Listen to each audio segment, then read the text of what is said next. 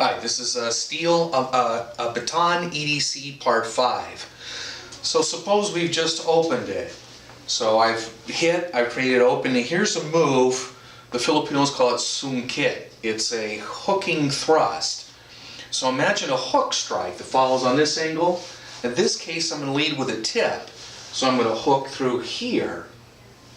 I'm going to come back to this. So it's a high hooking thrust.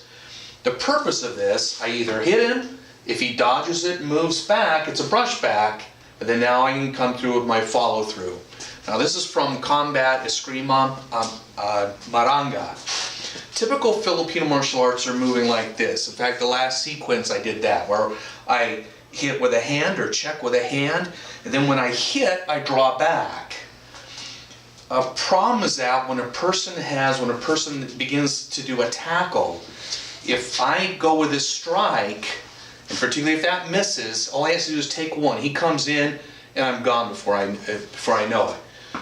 So from here, what's going to happen is when I throw this, instead of throwing this is typical of Filipino martial arts. Hand here, weapon extends, hit.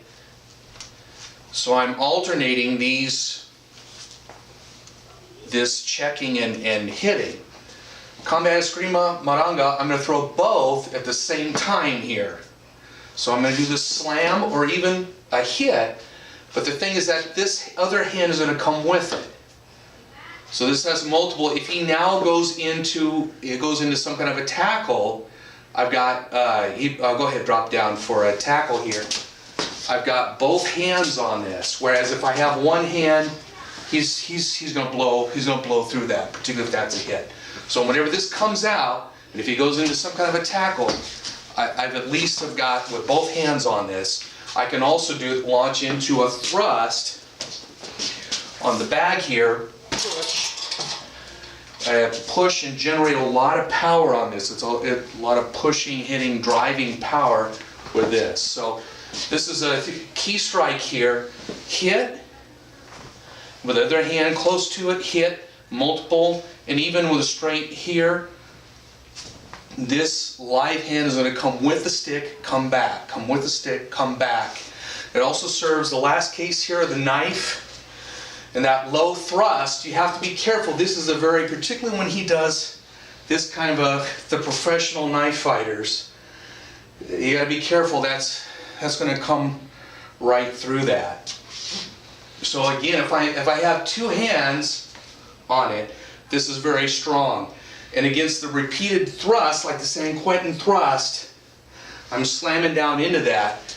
Even on very light contact, I know he can feel that on his forearm. And so if that's a knife thrust, I'm going to slam that repeatedly. That's a Ray Floro technique. And so this braced, as opposed to hit, one serious thrust, and that's going to blow right through that, particularly any kind of a wrist snap like that. So for Combat Eskrima Maranga, both hands go out, whatever that is, we're going to pop both of them out.